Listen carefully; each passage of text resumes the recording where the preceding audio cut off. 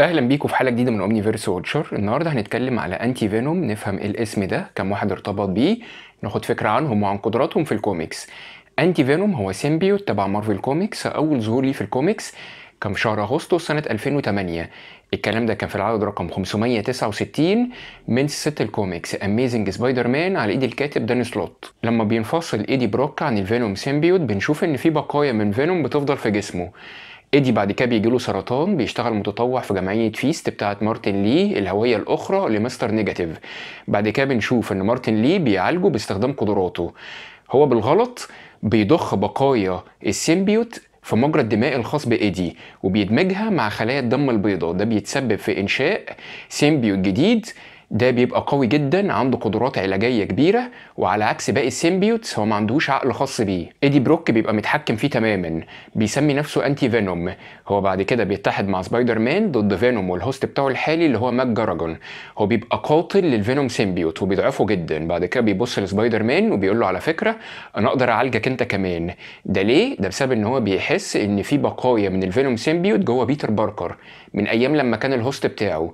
بالفعل ابتدى يعمل كده، والموضوع ده كان هيخلي بيتر باركر يفقد كل قدراته، بس لحسن الحظ هو بيعرف يهرب منه. بعد كده ايدي بروك بيقرر ان هو يستكمل الكارير بتاعه كانتي هيرو فيجيلانتي ويساعد الناس، وبالفعل بيعرف يعالج بنت من ادمان المخدرات. بيساعد البانشر في مهمه، وبعد كده بيفضح الهويه السريه لمستر نيجاتيف مارتن لي للجميع. بينضم لفريق ريفنجرز. بعد كده بنشوف ان في فيروس بينتشر في مدينه نيويورك اسمه السبايدر فيروس. ده بيدي للناس قدرات مشابهه لقدرات سبايدر مان، وبعد كده بيتحولوا لعناكب ضخمه. ايدي بروك بيساعد الناس وبيعالجهم. بنشوف بعد كده ان ايجنت فينوم اللي هو دلوقتي الهوست بتاعه فلاش تومسون بيجي علشان عايز يقبض على الانتي فينوم سيمبيوت ويستخدمه كعلاج.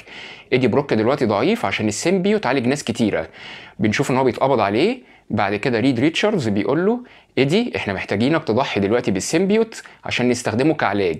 ايدي بروك بيوافق والسيمبيوت بيموت وبيتدمر تماما، وبيتم اعلان ان ايدي بروك بطل. بعد كام سنه فينوم سيمبيوت بيبقى عنيف جدا، فالهوست بتاعه الحالي اللي هو ايدي بروك بيدور له على علاج او دواء. بيطلع على عالم بيقول له شوف لي حل، فبيقول له انا طورت مصل من بقايا الانتي فينوم سيمبيوت. وهم بيتكلموا فلاش تومسون بيخش عليهم بيقول لايدي بروك انا عايز الفينوم سيمبيوت، انا احق بيه منك وهو عايزني.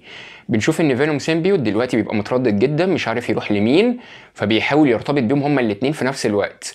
مين اللي بيدخل على الحوار ده كله؟ سبايدر مان اللي بيكره فينوم سيمبيوت جدا وشاف ان دي فرصه ذهبيه ان هو يتخلص منه. بيسال العالم هو ايه الماده اللي فوق دي، بيقول له ده مصل انا عامله من بقايا الانتي فينوم سيمبيوت، وزي ما انت عارف ده مضر ومميت للفينوم سيمبيوت. بيقول له مصلحه وبيكبه. بنشوف ان الاجزاء اللي كانت على فلاش تومسون بتتعرض للمصل ده، وده اللي بيؤدي لانشاء نسخه جديده من الانتي فينوم سيمبيوت. فلاش تومسون بيبقى الهوست بتاعه وبيسمي نفسه ايجنت انتي فينوم. نورمان اوسبورن بعد كده بيرتبط بكارنيج، بيتحول يبقى الريد جوبلين، ابتدى يطارد ويأذي قرايب واصحاب بيتر باركر. فلاش تومسون ابتدى يعالجهم، الموضوع ده خلاه ضعيف جدا. فبنشوف ان اوسبورن قرر ان هو يستغل الموضوع ده ويهاجم فلاش تومسون، بيعرف يقتله هو والسيمبيوت. بنشوف ان الوعي بتاعهم هما الاتنين بيروح الهايف مايند في كلينتار وبيحاربوا نل. بعد كده بنشوف ان فلاش بيعرف يتجسد في عالم الاحياء بتاعنا على شكل دراجون سيمبيوت.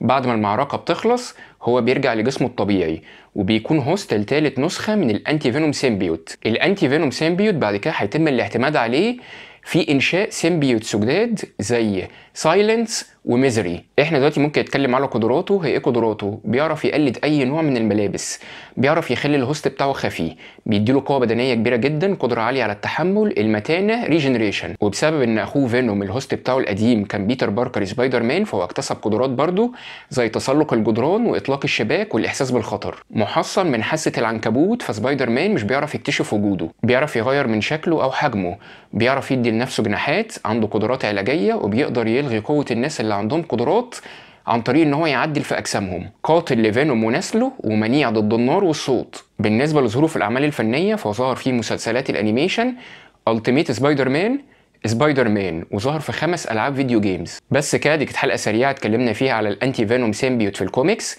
وعن الهوستس بتوعه ايدي بروك وفلاش تومسون. انا عايزك دلوقتي تقول لي في الكومنتس انت كنت تعرف ان في حاجه اسمها الانتي فينوم ولا لا، وايه رايك فيه. احنا الحلقه الجايه هنتكلم على حاجه جديده. لغايه الحلقه الجايه ما تنساش تعمل لايك وشير، ولو انت مش عامل سبسكرايب اعمل، وما تنساش تضرب الجرس.